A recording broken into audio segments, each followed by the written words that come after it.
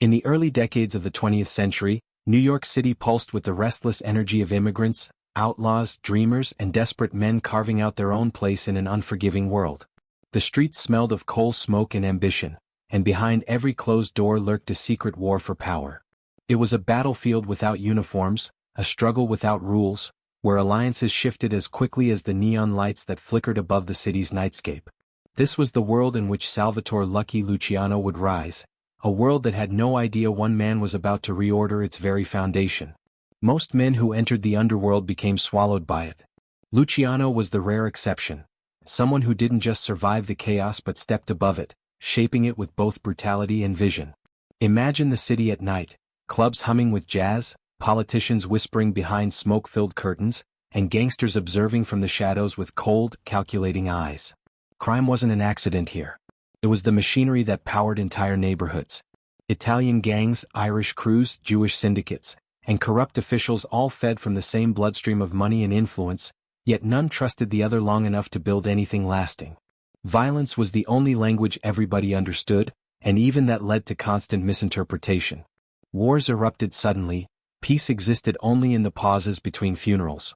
For years, the mafia had been trapped in an endless cycle of revenge and tradition, ruled by men who clung to old customs and older grudges. They were powerful, but blind. This blindness created the perfect opening for a new kind of leader, one who valued profit over pride, order over ego, and alliances over ancient rivalries. This introduction is not the story of a hero, nor of a monster. It is the story of a man who lived in the gray space between morality and survival, a man who saw opportunity where others saw chaos. Luciano understood something critical, that crime, when organized, could become an empire. And it was this understanding that would reshape the entire American underworld. His rise wasn't just about violence, it was about psychology, timing, and an instinctive talent for reading human weakness. He made friends out of enemies and enemies out of friends, all while building a web of influence so deep that even the police and politicians could only guess at its true reach. But before the empire came the war. Before unity came betrayal. And before his legendary alliances came a lifetime of hard lessons that forged him into a man capable of doing the impossible. The day Luciano rose wasn't marked by a grand announcement. It happened quietly, like a shadow overtaking the city, one calculated move at a time. A conversation here, a handshake there, a body hitting the pavement in some forgotten alley. Power in the underworld was never taken. It was earned through decisions that most people never saw. Behind the glamour of speakeasies and nightclubs, behind the headlines glamorizing gang bosses, there was a complex chessboard where Luciano planned his every step. As New York evolved into the capital of American ambition, Luciano evolved with it. He saw prohibition as a business opportunity, not just an illegal thrill. Where others saw danger, he saw expansion. And where others clung to old loyalties, he dared to break tradition. He formed alliances across ethnic lines, ushering in a model of cooperation that defied the prejudices of his time. The Irish, the Jews, the Italians, Luciano brought them to the same table not out of kindness but out of strategy. He believed crime could be more efficient, more disciplined, even more civilized. It was a radical idea, one that would earn him both everlasting loyalty and murderous envy. This story begins at the threshold of that transformation. A city simmering with opportunity. A criminal world choking on its own chaos. And at the center of it, a young man with a sharp mind, a fearless heart, and an ambition big enough to reshape the American underworld forever.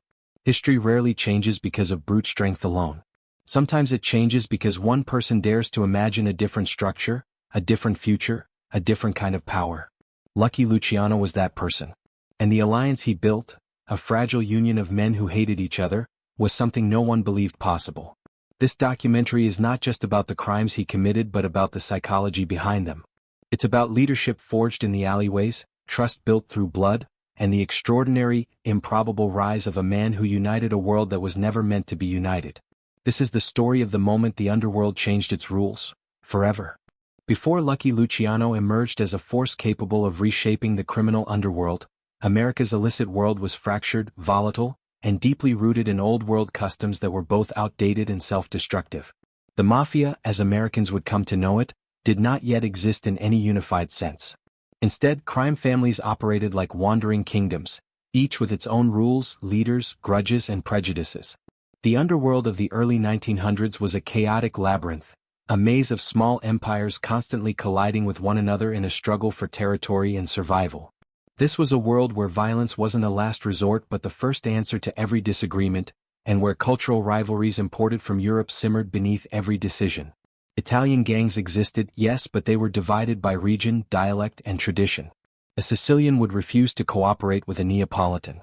A Calabrian would sooner bleed in the streets than take orders from a man of Palermo. These divisions weren't just cultural, they were personal and emotional, rooted in generations of bitterness that had traveled across the Atlantic with them. The mustache Petes, as the old guard were called, clung stubbornly to these customs. They insisted on operating with secrecy, ritual, and an unyielding devotion to the old codes. They refused to adapt to the American environment or the new opportunities that Prohibition would soon offer.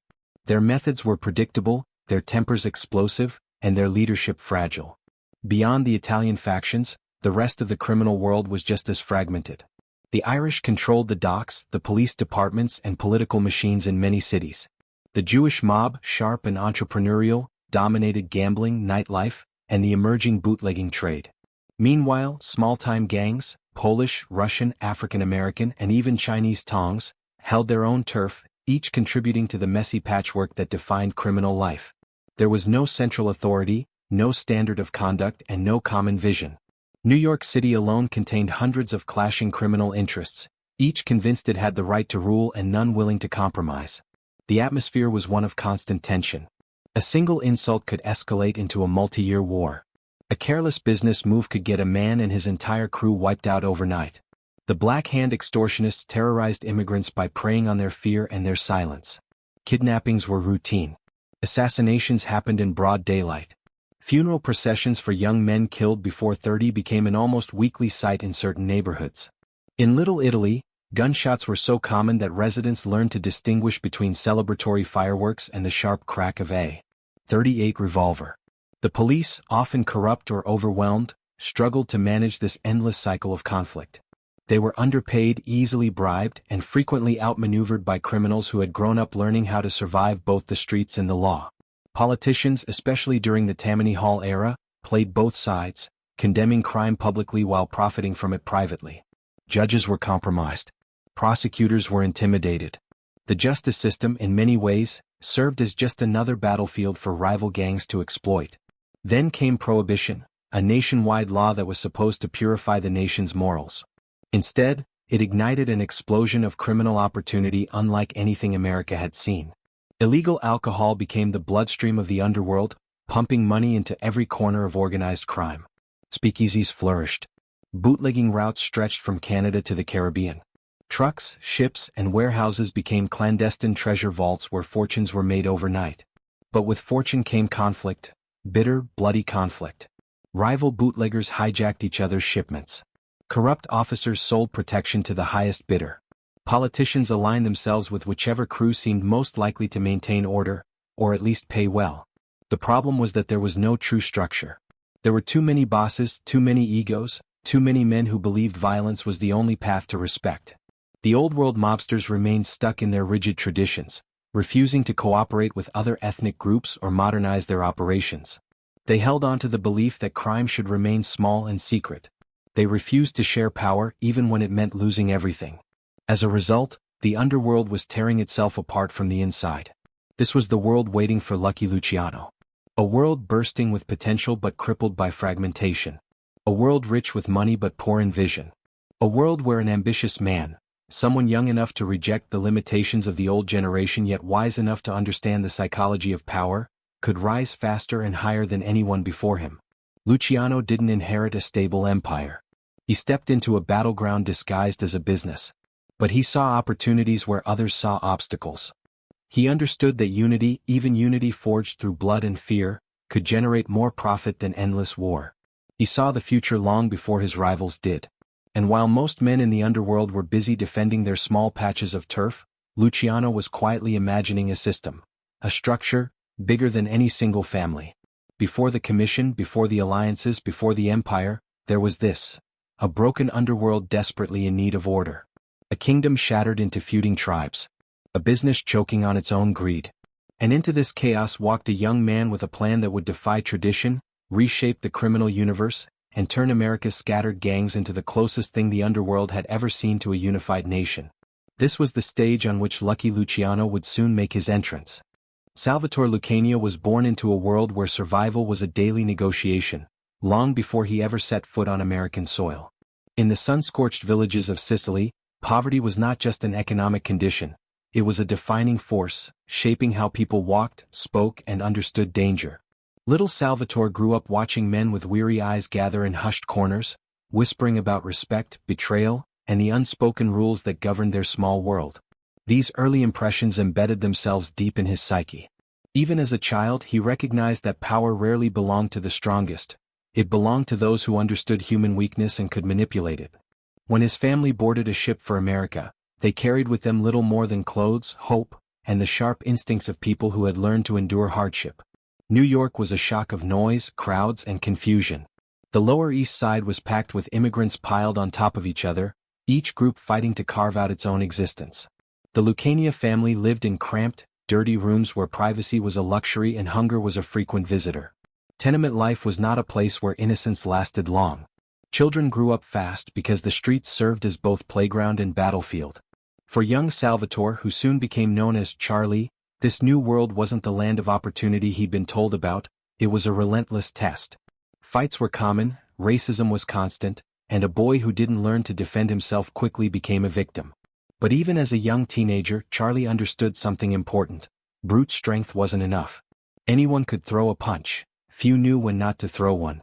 His sharp mind noticed patterns: who was feared, who was respected, who was connected to whom. He saw that the kids who controlled the street corners weren't necessarily the toughest but the smartest. They formed small crews, divided territories, and used intimidation precisely, not recklessly. Charlie absorbed these lessons without realizing he was building the foundation of a future empire. He also discovered the psychology of money early. At just 10 years old, he began running errands for local shops, not because he wanted to help but because he understood the power of extra coins in his pocket. Money meant freedom. Money meant leverage. Money meant the ability to say no. He sold newspapers, shined shoes, delivered goods, anything that kept him close to the daily flow of the city's underground economy. And it didn't take long before he upgraded from honest work to the small hustles that dominated the slums, protecting younger kids for a fee, gambling for coins, and occasionally running packages that he knew better than to ask questions about. But the turning point came when Charlie joined the notorious 5 Points gang. This gang was unlike the scattered street crews he had seen before. It was organized, disciplined, and run by men who understood both violence and strategy. For a boy hungry for power, walking into the 5 Points was like stepping into a shadowed school of crime. Here he met older boys who ran protection rackets, extorted local businesses, and fought turf wars with the kind of ruthless precision that impressed him. The gang didn't just teach him how to survive, they taught him how to take control. Even at a young age, Charlie had an unusual gift: the ability to make people like him. He wasn't the loudest or the biggest, but he had charm, confidence, and a sense of humor that disarmed people. He knew how to talk to Italians, Irish, Jews, shopkeepers, and criminals alike. This adaptability quickly earned him the nickname Lucky, partly because he escaped dangerous situations repeatedly, but also because he seemed to attract opportunity in a way others didn't. In reality, it wasn't luck. It was instinct. He knew who to befriend, who to avoid, and when to switch from loyalty to self-preservation. By his mid-teens, Lucky was already operating at a level far beyond the typical street kid. He understood the economics of power, how to collect debts, manage risks, and use fear without letting it spiral into unnecessary chaos. He learned that violence was a tool, not a solution, and that it should be used sparingly, strategically, and always with purpose. His mind was already evolving past the mentality of small-time thugs who fought over street corners. Lucky dreamed bigger. He saw the whole city as a chessboard. Yet the most important influence in his early life came from the friendships he formed. The young Jewish kid Meyer Lansky, calm and brilliant, recognized his potential instantly. Their alliance was not just built on mutual respect, it was built on shared ambition. Lansky had the mathematical brain and long-term vision. Lucky had the street presence and charisma. Together, they imagined a world where the criminal underworld could be run like a business instead of a perpetual war zone. Lucky's environment, the poverty, the violence, the corruption, did not break him. It shaped him into someone who could rise above it with intelligence rather than brute force. Growing up in New York's gutter didn't humiliate him, it hardened him. He learned early that the world respected winners, not excuses. His childhood experiences gave him a unique ability to read people instantly. Their fears, their desires, their weaknesses. He could tell when someone was bluffing, when someone was planning betrayal, and when someone could be bought. These skills would later make him one of the most successful negotiators the underworld had ever seen. In these formative years, he developed the core philosophy that would define his empire. Power should be built, not inherited. Rules should be rewritten when they stop serving their purpose. And loyalty, the most fragile currency in the criminal world, must be earned every single day. Before he ever became a don, before he ever orchestrated alliances or sat at the head of the commission, Lucky Luciano was simply a boy shaped by poverty, sharpened by danger, and driven by a hunger for control. His rise didn't begin with a single dramatic moment. It began here in the alleyways of New York, where he learned that to survive, he would need to evolve faster, think smarter, and dream far bigger than the world expected. This was the making of Lucky Luciano, not yet a king but already destined for a throne built from the ashes of the old underworld. The 5 Points was more than a gang, it was an ecosystem, a rough, combustible environment that acted as a finishing school for criminals destined for bigger worlds. When Lucky Luciano stepped into this crucible, he didn't just join a criminal outfit. He entered a place where violence met opportunity, where survival meant outthinking your rivals as much as outfighting them. The 5 Points district itself was a writhing mass of cultures forced together by poverty, each corner marked by tension and desperation. It was here, among brothels, illegal saloons and gambling dens, that Luciano developed the instincts that would one day make him the architect of organized crime. Under the leadership of Paul Kelly, an unusually educated and refined gangster, the 5 Points gang ran more like a corporation than a street mob. Kelly valued discipline, intelligence, and strategy as much as physical strength. He spoke multiple languages, dressed like a businessman, and believed that the old ways of relying purely on brute force were outdated. Lucky admired him immediately. For the first time, he encountered a model of leadership that was both intimidating and sophisticated. Kelly became an unspoken mentor, showing him that power required structure, not chaos, and that a man who wanted to rule must understand not just the street but the psychology of every man standing on it. The 5 Points gang introduced Lucky to the next tier of criminal life, collecting protection money, negotiating deals, running gambling rings, and enforcing silence when necessary. But what shaped him most was the gang's internal hierarchy. It taught him how power flowed from the top, how orders were followed without hesitation, and how respect could be earned more efficiently through results than threats. Lucky began to notice something important. The most successful members weren't the most violent. They were the most strategic. They knew when to strike, when to hold back, and when to make alliances. It wasn't just crime, it was management. This environment also exposed Lucky to men who would become central to his future. Frank Costello, the smooth-talking mediator, Vito Genovese, the unpredictable enforcer with ambition as cold as steel, and Bugsy Siegel, the fiery Jewish gangster whose boldness bordered on madness. Luciano didn't just make friends. He assembled the early pieces of what would later become the backbone of his empire. Each man brought a different skill, a different instinct, and Lucky learned to read them the same way he read a battlefield. These relationships, forged through shared danger and mutual benefit, would shape the trajectory of organized crime for decades. But the 5 Points wasn't only a place for alliances, it was also a pressure cooker of violence. Rival gangs hovered constantly, waiting for any sign of weakness. Shootouts erupted over insults, debts, or territory inches wide. Lucky experienced the harsh reality of street warfare. He fought, bled, and watched others fall. Yet something set him apart. Even in violent chaos, he remained calm, analyzing rather than reacting blindly. He learned to stay 2 steps ahead, predicting attacks, planning escapes, and positioning himself where opportunity outshined risk. Every confrontation sharpened him further, reinforcing the lesson that emotion had no place in survival. As he grew older within the gang, Lucky began to adopt a more executive mindset. He approached Paul Kelly with business proposals, suggesting ways to expand rackets and streamline operations. He recommended forming temporary alliances with rival groups when profits outweighed pride, ideas that the older generation found radical but intriguing. Kelly recognized that Luciano possessed an unusual blend of street experience and innovative thinking. He wasn't satisfied with being a foot soldier. He wanted to rewrite the rules. It wasn't long before Lucky began handling negotiations on behalf of the gang. His ability to speak multiple slang dialects and adapt to different personalities made him the perfect mediator. He could speak to an Irish enforcer one way, then change his tone entirely for a Jewish bookmaker, then shift again when meeting a Sicilian traditionalist. This versatility became his superpower. Violence could win battles, but communication won wars. Lucky understood both. Yet the 5 Points crucible was not without its darkest moments. Lucky witnessed betrayal firsthand, friends turning on each other for a bigger cut, alliances collapsing under the weight of greed, and rivals being double-crossed after a handshake. These betrayals taught him a crucial truth: trust was a currency far rarer than money. If he was ever going to build something lasting, it had to be based on loyalty earned, not loyalty assumed. He also noticed the limitations of Kelly's leadership. Despite his intelligence, Kelly still operated under the constraints of old-world thinking, avoiding partnerships with non-Italians, prioritizing pride over profit in some decisions, and underestimating the changing landscape of crime.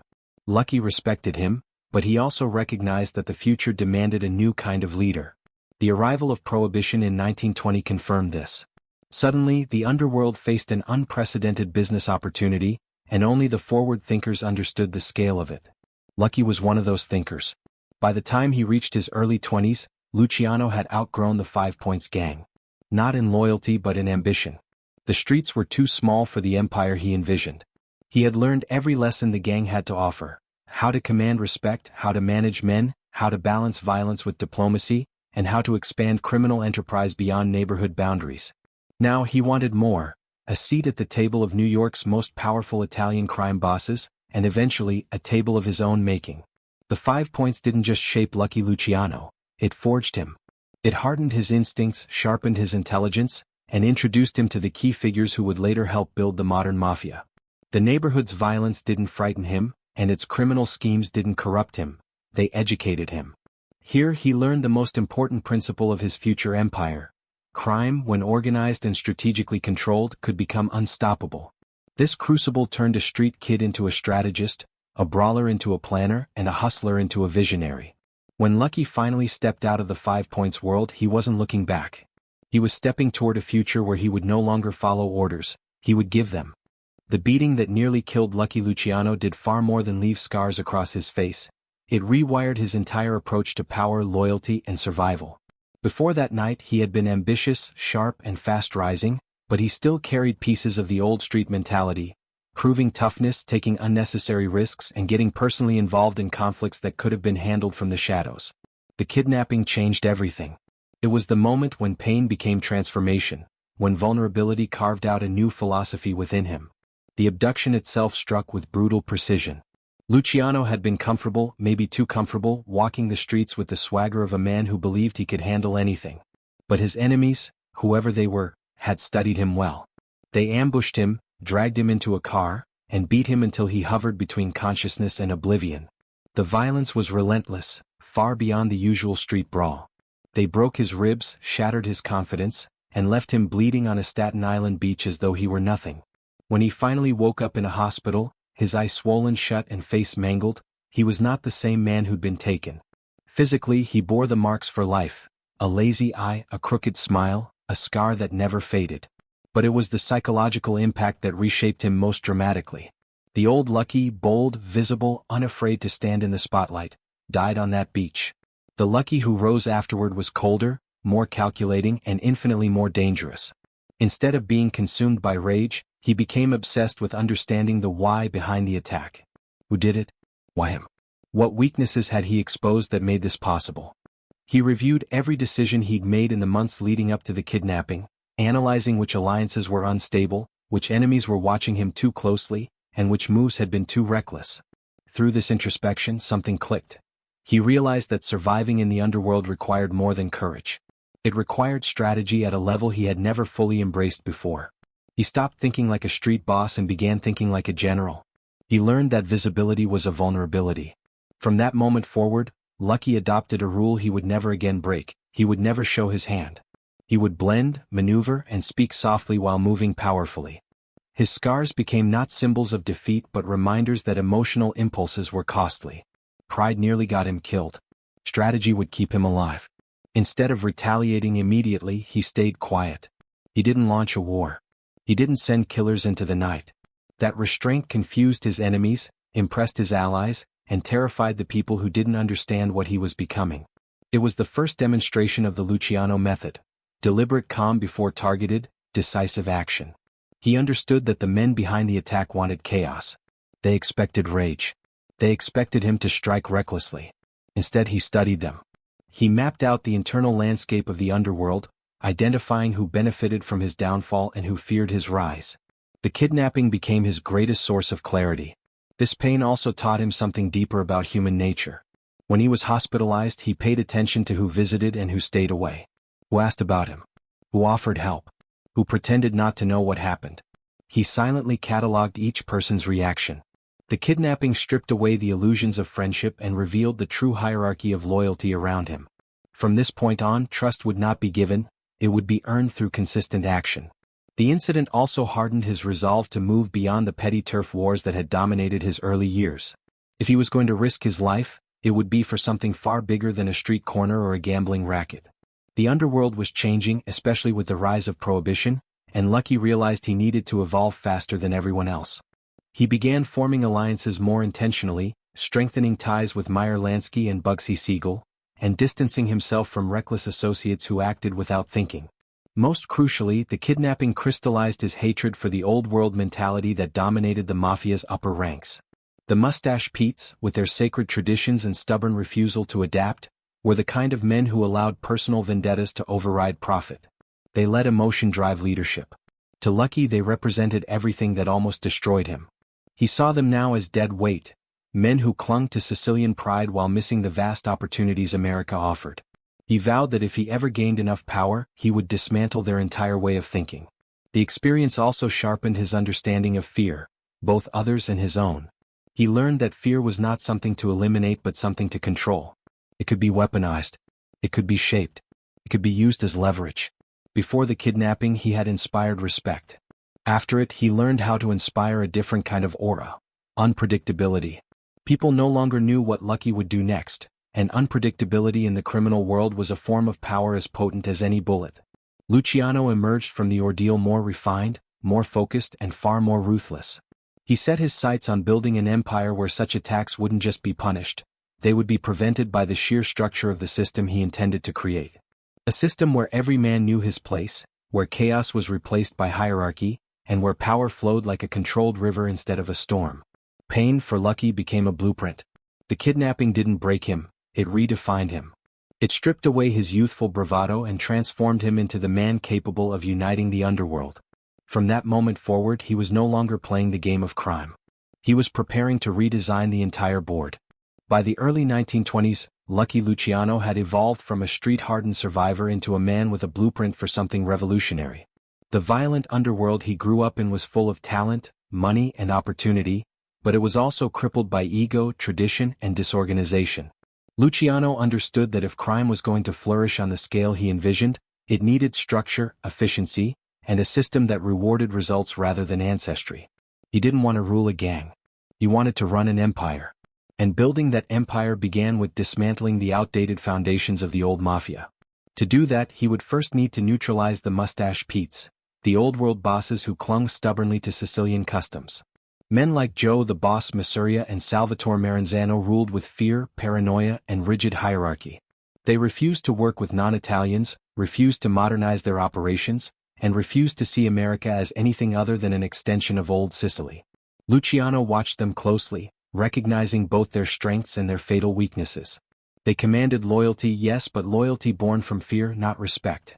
They valued bloodline over talent, tradition over innovation. This was not the kind of leadership that could unlock the true potential of Prohibition's golden era. What impressed Lucky most about the underworld wasn't its brutality but its possibilities. Prohibition had transformed illegal alcohol into a massive industry, creating demand that stretched across cities, states, and social classes. Speakeasies were thriving, politicians were for sale, and the flow of money was almost limitless. But the operations were chaotic: rival gangs hijacking shipments, corrupt cops raiding warehouses, and ambitious lieutenants sparking wars without thinking. Luciano saw these problems not as obstacles but as symptoms of a system in desperate need of centralization.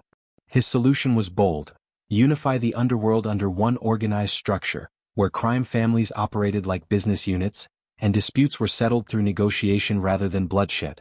This required creating a leadership style that went beyond traditional mafia codes.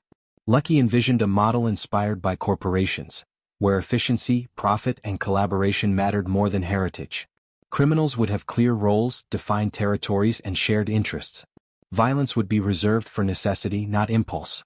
And at the top, a council of leaders would oversee operations like a board of directors. To build this empire, Lucky assembled a tight inner circle of men who understood his vision. Frank Costello brought political connections and a diplomatic touch. Meyer Lansky offered mathematical brilliance and long-term strategy. Bugsy Siegel supplied fearlessness and enforcement. Vito Genovese added muscle and ambition. Each man had skills the others lacked, yet they shared a common trait. They believed in a new kind of mafia, one rooted in business principles rather than tribal loyalty. This new generation became the nucleus of Luciano's future empire. One of the first steps in building this structure was securing control of the bootlegging market. Luciano and his partners streamlined supply chains, negotiated with rum runners and distillers, and coordinated distribution networks that stretched from Canada to the Caribbean. They diversified revenue streams, investing in nightclubs, gambling parlors, and labor rackets. They bribed police strategically, not randomly, ensuring that their operations ran smoothly while competitors faced constant harassment.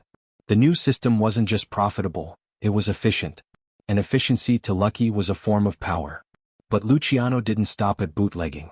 He recognized that the true key to dominance was controlling unions and business fronts. By infiltrating the docks, the trucking industry, and construction unions, he ensured that both legal and illegal goods moved through channels he regulated. Politicians needed union votes, businesses needed union peace, workers needed union wages. Lucky positioned himself at the intersection of all three, becoming invisible yet indispensable. As his influence grew, so did his understanding of how to maintain power. Unlike the Mustache Petes, who micromanaged every detail out of mistrust, Luciano empowered capable men and rewarded loyalty with opportunity. If someone made him money, he elevated them. If someone caused trouble, he replaced them quietly. His leadership style combined charm with cold calculation. He could share a drink with you one night and decide your fate the next, but he always acted with purpose, not emotion.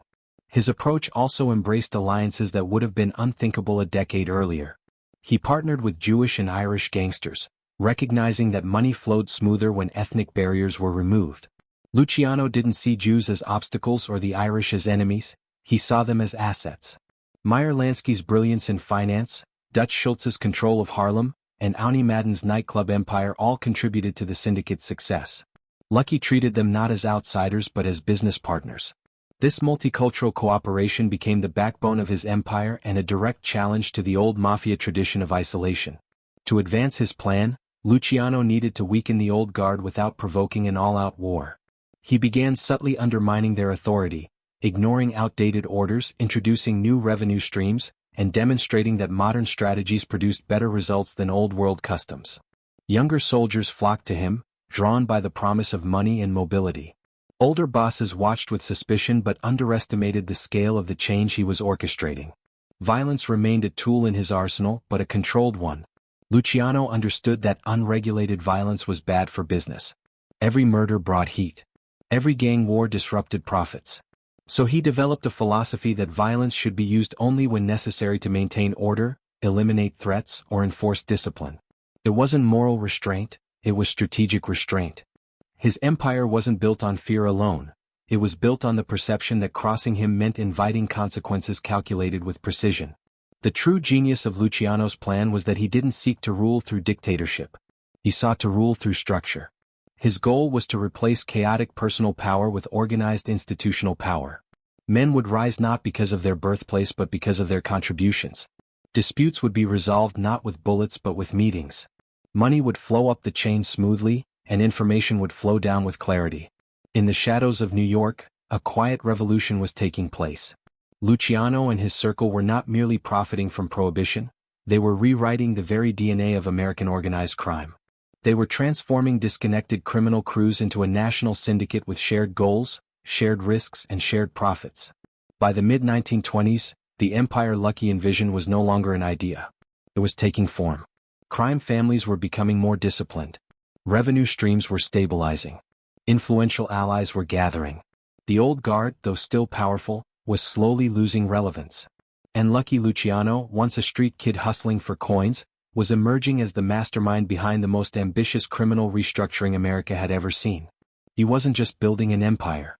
He was building a dynasty, a new order that would outlive him, outgrow him, and reshape the underworld long after his own reign ended. No empire is built alone, and Lucky Luciano understood this better than anyone. He knew that power wasn't just about having soldiers or territory, it was about surrounding himself with the right minds. The alliances he forged during his rise weren't accidental. They were deliberate, strategic, and rooted in the understanding that the old world mafia, for all its rituals and pride, lacked the diversity of talent needed to rule America's booming criminal economy. Luciano needed thinkers, enforcers, negotiators, and visionaries. And in Meyer Lansky and Benjamin Bugsy Siegel, he found two men who would become the pillars of his revolutionary blueprint. Meyer Lansky was the calm to Luciano's fire, the mathematician to his strategist. Where others relied on instinct, Lansky relied on numbers. He saw patterns in money flows, calculated risk like a scientist, and navigated business negotiations with an almost surgical detachment. Lucky respected him in a way he rarely respected anyone. Meyer wasn't Italian, wasn't part of the Sicilian tradition, and had no interest in mafia rituals, yet he possessed a brilliance that commanded respect. Lansky believed in structure, efficiency, and long-term planning. These were the qualities that complemented Lucky's ambitions perfectly. Together, they envisioned a criminal syndicate built not on blood feuds or superstitions but on business logic. Bugsy Siegel, on the other hand, was pure electricity. Reckless, magnetic, fearless, Siegel was a force of nature, the kind of man who walked into a room and drew every eye. Where Lansky brought calculation, Siegel brought chaos. But it was useful chaos, the kind that intimidated enemies and forced opportunities open. Lucky saw in Siegel the kind of enforcer who didn't need to shout to be feared. His reputation did the work for him. Bugsy's willingness to take risks pushed their operations forward, especially in areas where caution would have stalled progress. Luciano didn't just value Siegel's talent for violence. He valued his charisma, his boldness, and his fierce loyalty. The relationship between these three men wasn't based on ethnicity, tradition, or heritage. It was based on ability. This alone made their alliance revolutionary. In a world where Italians refused to work with Jews, where Irish gangs distrusted everyone, and where old mafia bosses scoffed at outsiders, Luciano broke the mold. He saw that crime in America had evolved beyond the boundaries of culture. Money didn't care about ancestry. Power didn't care about dialect. Only the old men cared, and their world was shrinking. Together, Lucky, Meyer, and Bugsy built a new template for organized crime. Lansky handled financial strategy, ensuring that every dollar was accounted for and reinvested wisely. He mapped out gambling operations, optimized bootlegging routes, and negotiated deals with businessmen who appreciated his calm professionalism. Lansky's influence stretched from New York to Florida to Cuba, turning their criminal operations into a global network long before most gangsters ever thought beyond their neighborhoods. Siegel kept the streets in line.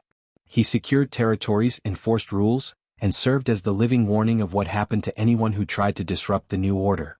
His name alone could settle disputes. His unpredictability made him dangerous, but in Luciano's system, danger was an asset, so long as it was pointed in the right direction. Bugsy's connections in Hollywood, his charm with celebrities, and his willingness to expand into new ventures added an entirely different dimension to the syndicate. He wasn't just a killer. He was a pioneer who could blend into glamorous nightlife as easily as he could dominate a street corner. Lucky positioned himself between them, a mediator, strategist, and commander. He used Lansky's logic to balance Siegel's aggression. He used Siegel's presence to reinforce Lansky's deals. And through them, he created a network that extended beyond the Italian mafia into a multicultural syndicate where talent trumped tradition. This was the heart of his blueprint, cooperation rooted in profit, not ancestry. Other key allies soon joined this growing circle. Frank Costello, with his smooth political connections and silver tongue, brought legitimacy and influence. He understood politicians better than the criminals understood themselves, and he made sure the syndicate had allies in city halls, police departments, and state offices. Vito Genovese added brutal discipline, unpredictable, yes, but useful when controlled. Even Dutch Schultz, with his volatility, played a temporary role in expanding their reach into Harlem and the numbers racket. Each man brought something unique, and Lucky orchestrated their strengths like a conductor assembling an orchestra. Together, this network modernized crime. They introduced standardized wages for soldiers, enforced codes of conduct, and streamlined revenue-sharing systems that reduced internal conflict. Meyer implemented financial tracking methods that prevented theft within the organization. Siegel enforced discipline when necessary. Costello kept politicians paid and loyal. Lucky ensured that every part of the machine worked smoothly. Their collaboration also led to new business models. They expanded gambling operations across the country, invested in racetracks, controlled unions to manipulate construction projects, and strengthened bootlegging routes to minimize losses and maximize efficiency. They turned crime into industry. And with Lansky's financial methods, they ensured their profits were laundered, reinvested, and untraceable. But the most important aspect of this partnership was psychological. Lucky learned how to balance personalities, how to channel aggression into productivity, and how to create loyalty without relying solely on fear. He treated his allies as partners, not subordinates, and that respect allowed him to attract talent that the Mustache Petes could never command. This trio, Lucky, Meyer, and Bugsy, became the engine behind the modern mafia. Their friendship, forged in the streets and solidified in the fires of ambition, became the backbone of Luciano's empire. They proved that the future of organized crime was not in old traditions but in innovation, cooperation, and adaptation. The strength of these alliances would later shape the creation of the Commission, the National Syndicate, and the entire restructuring of the American underworld. But in these early years, something even more important was happening. Lucky was learning how to lead by recognizing greatness in others. Through this, he became not just a boss, but a visionary capable of building a criminal organization that would outlast them all. The formation of the Commission was not a spontaneous act. It was the culmination of years of observation, frustration, and survival in a world where chaos ruled more reliably than any boss. Lucky Luciano understood earlier than anyone that the old mafia structure was unsustainable. The constant bloodshed, ego-driven decisions, and rigid traditions were choking the underworld, turning every opportunity into a battlefield. If organized crime was going to evolve, it needed a new governing system. One that could unite rival families, end senseless wars, and create a stable framework for business. The Commission became that system, but the road to its creation was steeped in deception, assassinations, and one of the most pivotal power shifts in criminal history. Before the Commission could exist, the old powers had to fall. Joe, the boss, Masuria, and Salvatore Maranzano represented the final holdouts of the Mustache Pete era. Both insisting on total control, both unwilling to embrace the alliances Luciano believed were essential. These traditionalists viewed any cooperation with Jews or Irish as sacrilege. They believed crime should remain fragmented, with each boss ruling his small domain like a medieval king. But their stubbornness was costing everyone money, and Lucky was done paying the price for their outdated pride. The Castellamarese War erupted, an ugly, drawn-out conflict between Masuria and Maranzano that left bodies on the streets and profits buried under grief. Lucky saw the war as both a threat and an opportunity.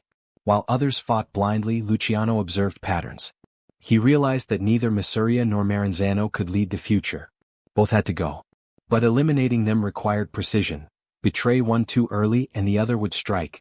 Wait too long and both sides could collapse into mutual destruction.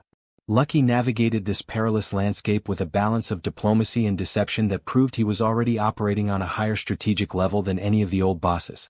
His first move was to betray Masuria, but not impulsively. Luciano positioned himself as a loyal soldier while secretly negotiating with Maranzano. When the time came, he set Masuria up in a Coney Island restaurant, claiming he needed to step outside for a moment. The gunman entered, shots rang out, and Joe the boss slumped over the table, dead. Luciano returned as if nothing unusual had happened, calm even in the face of blood. It was a calculated step toward modernizing the mafia, but it didn't solve everything. He had removed one old guard tyrant, only to replace him with another. Maranzano, now triumphant, declared himself the boss of bosses, a title Luciano despised.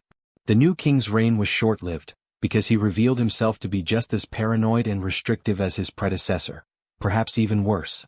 Maranzano organized soldiers to keep tabs on Luciano, demanded rigid obedience, and drew up hit lists to eliminate younger mafiosi he considered threats. Luciano saw through him instantly. Maranzano was still thinking like a Sicilian warlord, not an American businessman. For Lucky's vision to thrive, Maranzano had to go. This second betrayal required even greater strategy. Luciano couldn't use Italian soldiers. Maranzano expected that. So he used Jewish assassins disguised as government agents. They walked into Maranzano's office, flashed fake badges, and stabbed and shot him before he could reach for his weapon. In that moment, the old mafia died and Luciano's era began.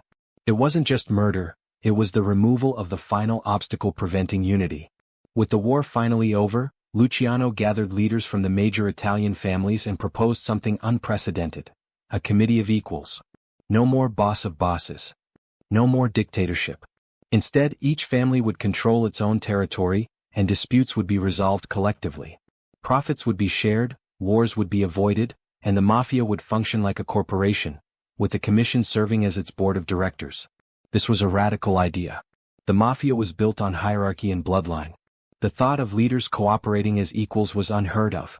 But Lucky presented his vision with such clarity and confidence that even the most skeptical bosses were forced to admit it made sense.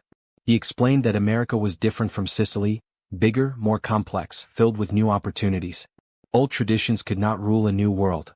He formalized 5 major families in New York: Luciano, Genovese, eventually, Gambino, Lucchese, and Bonanno, each with defined territories and responsibilities. But the commission's reach extended further. Chicago's Al Capone syndicate, Buffalo, Cleveland, Detroit, and even Los Angeles were integrated into this nationwide council. It was the first time the American underworld had anything resembling national unity. The commission's power wasn't just in its structure, it was in its psychology. Luciano redistributed control in a way that made every boss feel both empowered and accountable. No one man ruled, yet everyone gained. Disputes were brought to the table, not the street. Votes replaced bullets. Cooperation replaced vendettas. And the profits skyrocketed. Suddenly, operations across states aligned with each other, and criminal enterprises from bootlegging to gambling to labor racketeering ran with unprecedented efficiency.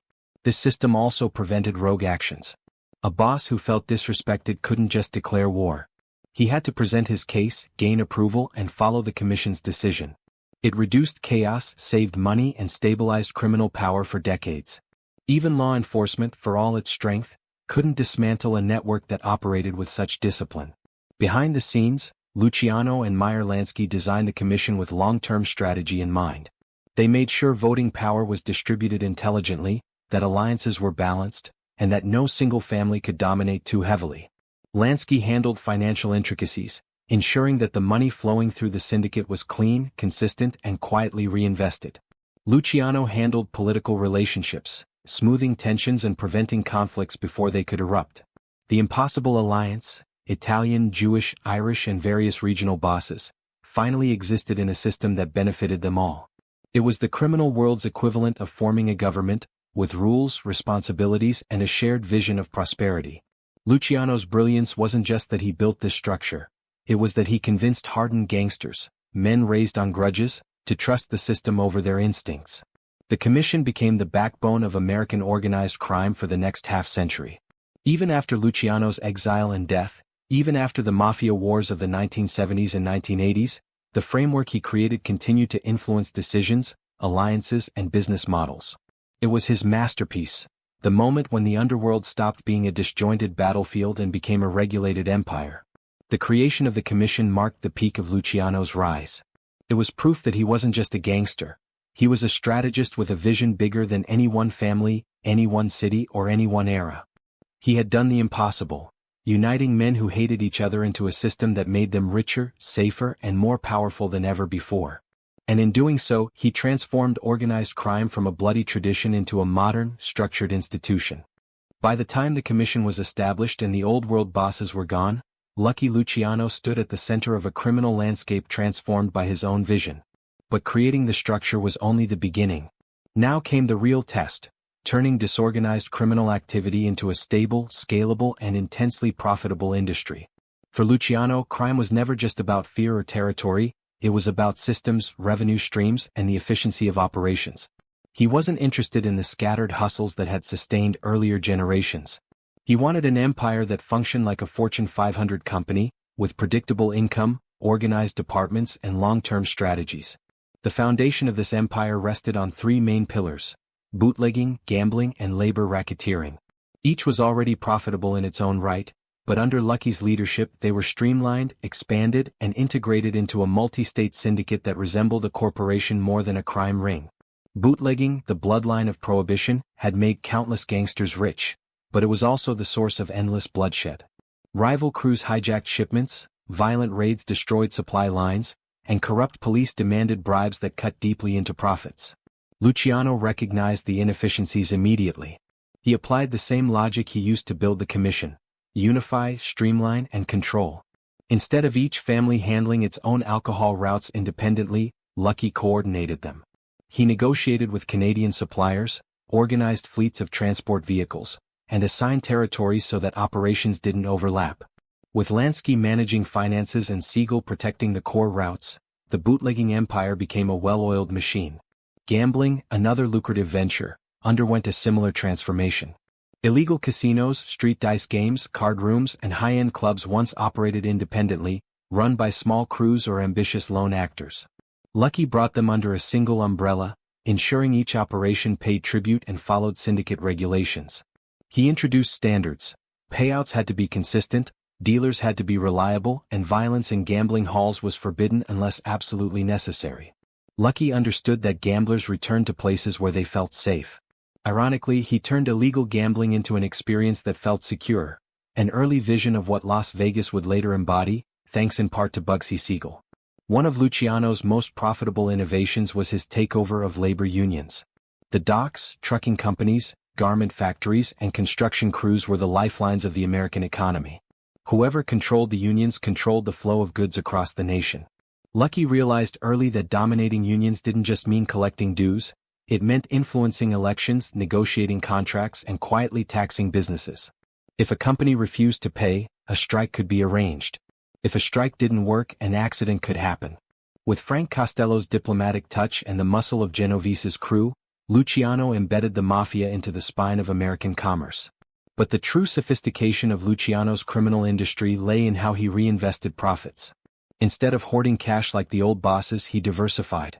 Money flowed into nightclubs, restaurants, real estate, and bail bonds companies.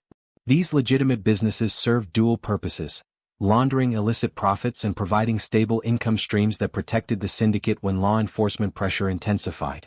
Luciano understood that the future of the mafia depended on blending into legitimate society, not standing out as an obvious criminal powerhouse. Another major development under Lucky's rule was the spread of prostitution rackets. While he personally viewed prostitution as chaotic and difficult to regulate, he recognized its profitability and brought it under structured control.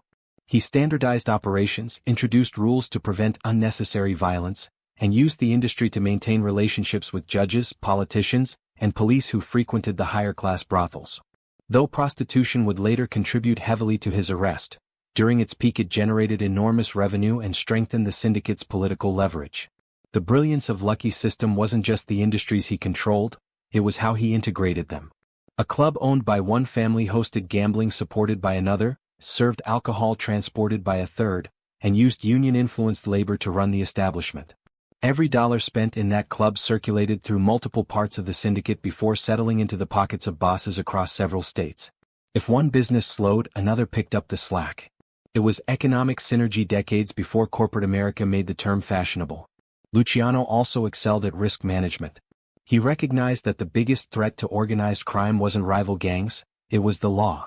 Not the corrupt officers they had in their pockets, but ambitious prosecutors looking for headlines. So he implemented a system of insulation. Bosses communicated through intermediaries, operations were compartmentalized, and anyone who brought unnecessary attention was dealt with swiftly. Lucky rarely touched illegal products himself. He rarely appeared at crime scenes or spoke directly to low-level soldiers. This distance made him hard to prosecute and nearly impossible to replace. In addition to refining the structure, Luciano refined the psychology of crime. He taught his men that profit required restraint. Uncontrolled violence scared customers, attracted police, and disrupted business. He emphasized negotiation over intimidation, diplomacy over brutality. If a rival boss caused problems, Lucky would meet with him first. If a business refused to cooperate, he'd offer incentives before issuing threats.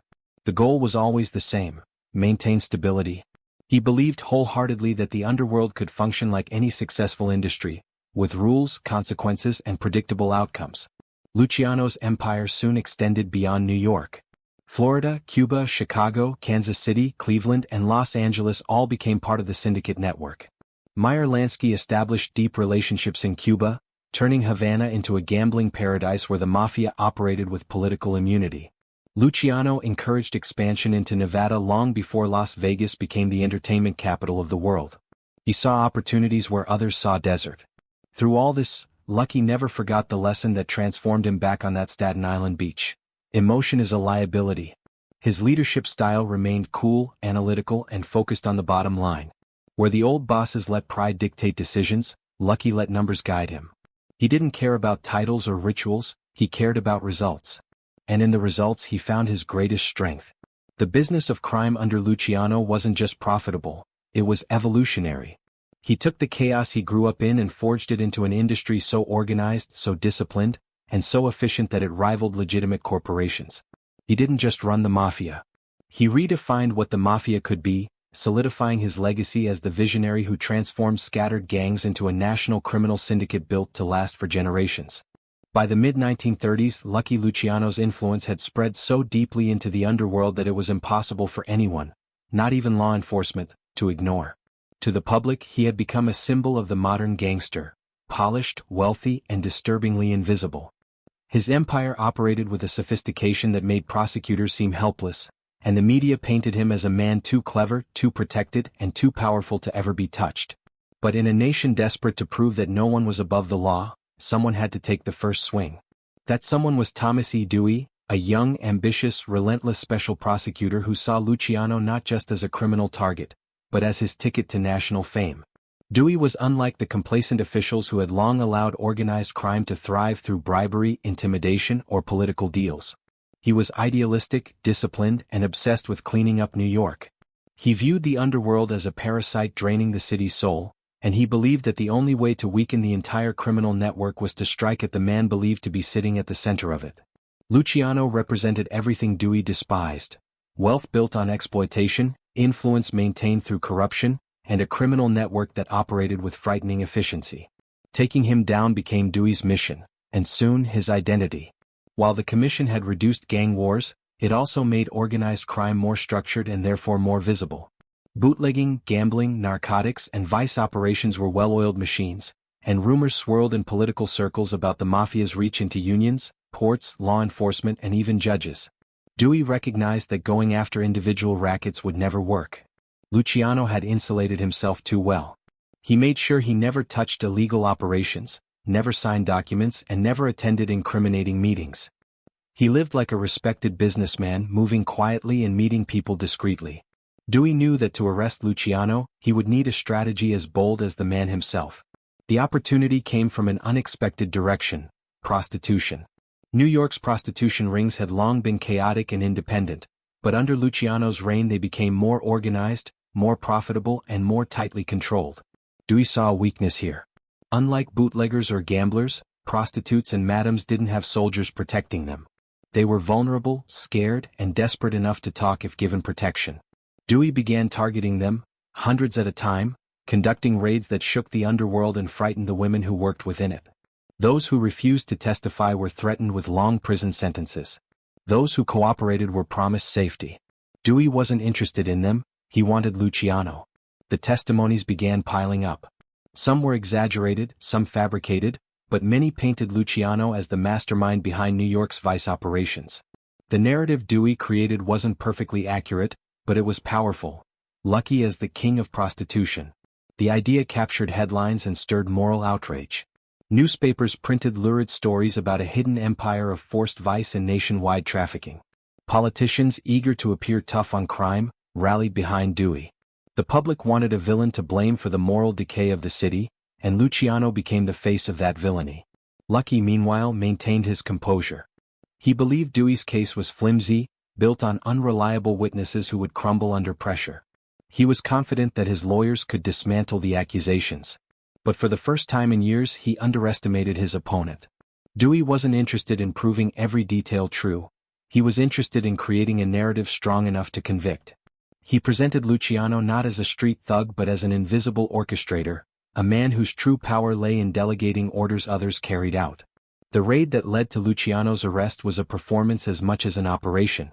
Officers swarmed his hotel suite, cameras flashed, and reporters crowded outside. Dewey made sure the spectacle was loud enough to send a message: the untouchable had been touched. Luciano, furious but controlled, allowed himself to be taken in. He knew panicking would only strengthen Dewey's image. As the investigation intensified, witnesses testified about beatings, threats and forced payments to Luciano's supposed vice empire. Some stories were true, many were embellished, and others were outright lies, but Dewey wielded them skillfully.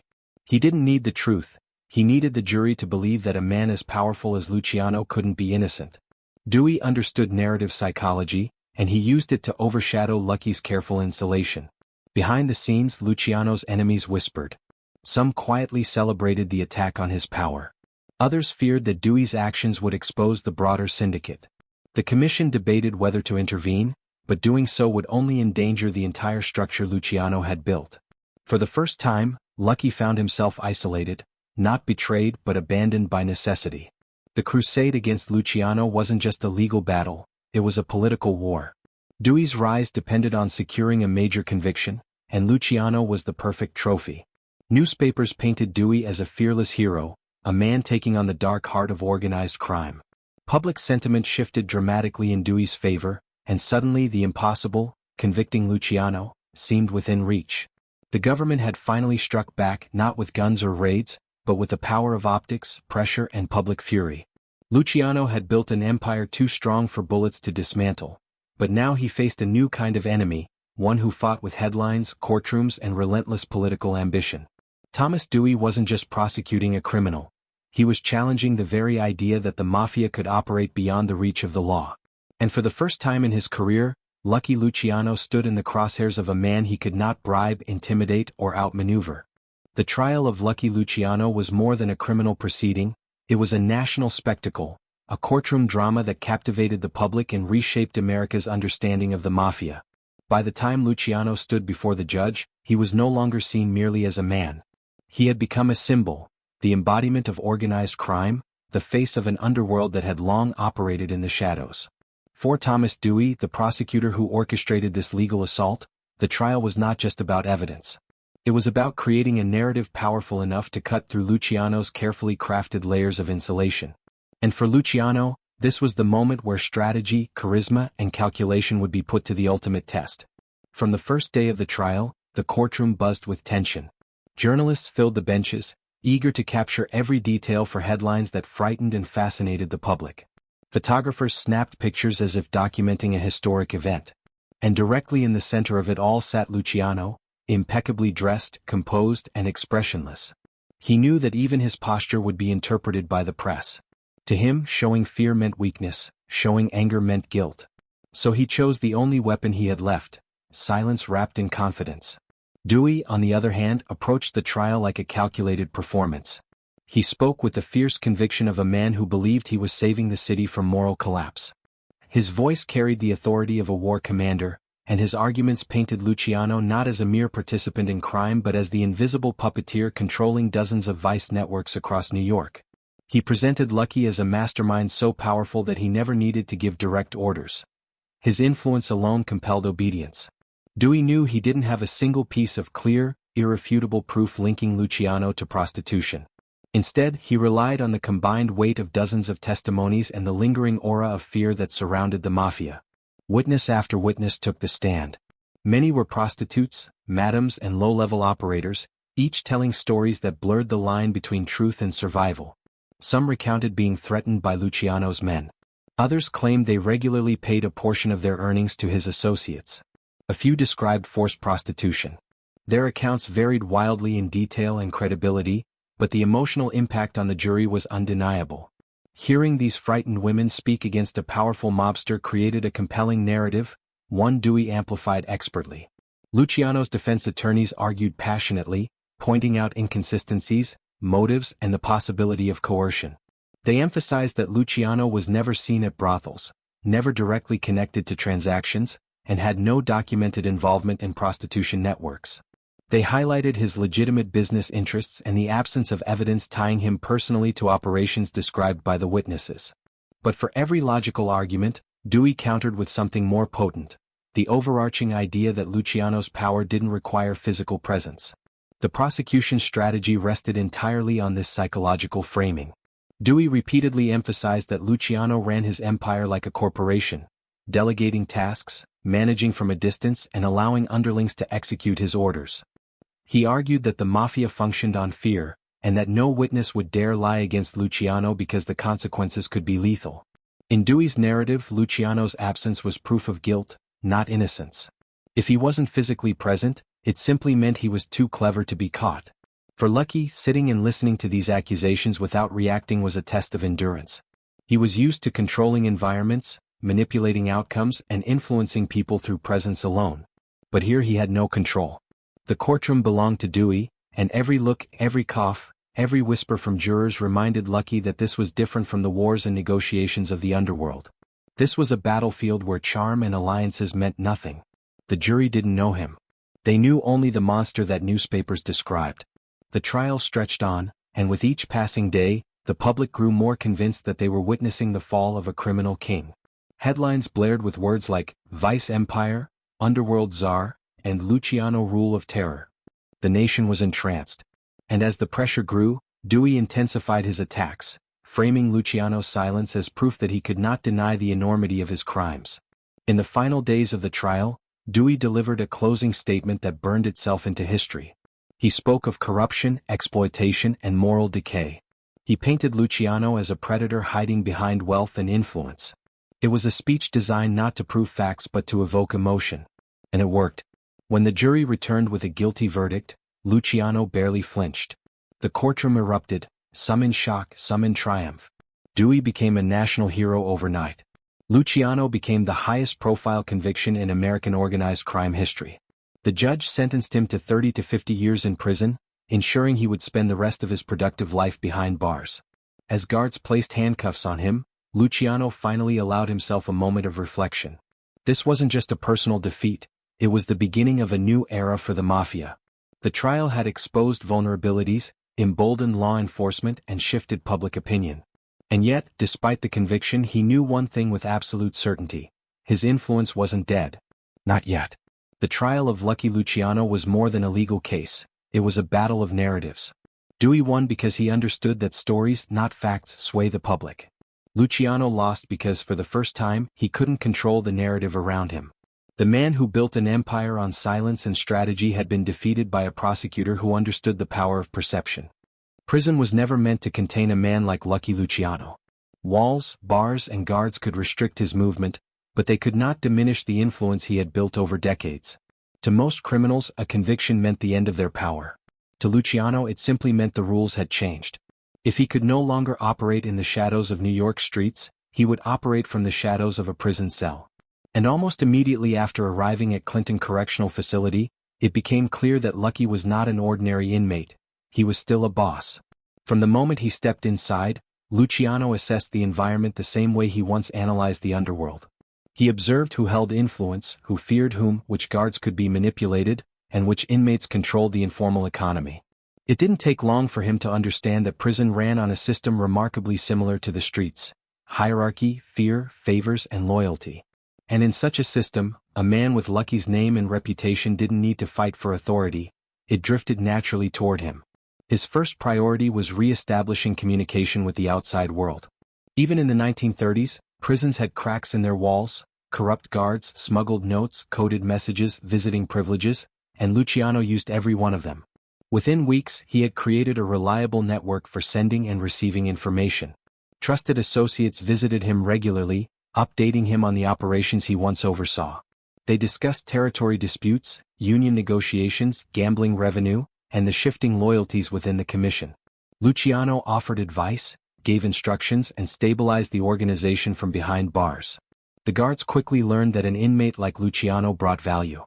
He was disciplined, respectful, and generous, traits that made his presence an asset rather than a threat. Some guards accepted money to grant him privileges. Others simply wanted to be on good terms with a man whose influence reached far beyond the prison walls.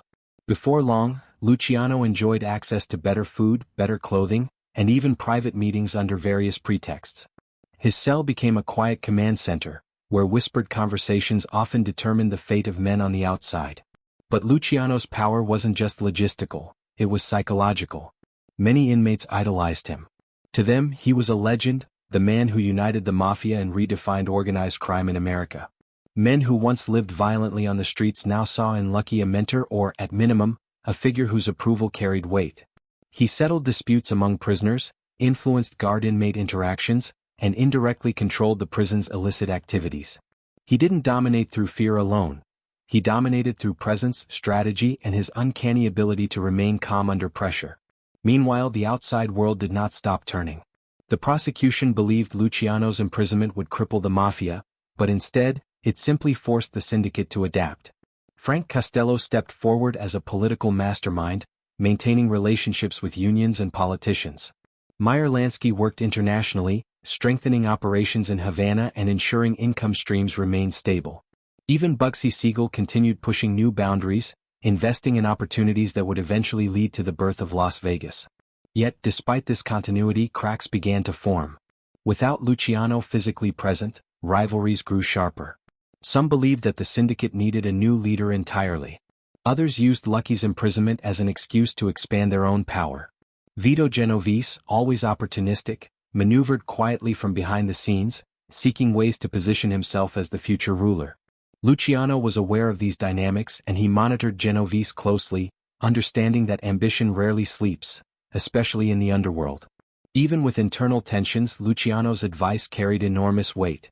When a conflict between families threatened to spark a violent war, the commission paused and consulted him. His guidance often prevented chaos, proving that the modern mafia he created was built not solely on his control but on a system that respected structure, even from a distance. He had become in many ways the underworld's distant patriarch, confined yet still central to the narrative. But prison also gave Luciano something he had rarely allowed himself: time to reflect. He thought about the years he spent rising through the ranks, the alliances he forged, and the betrayals that shaped him.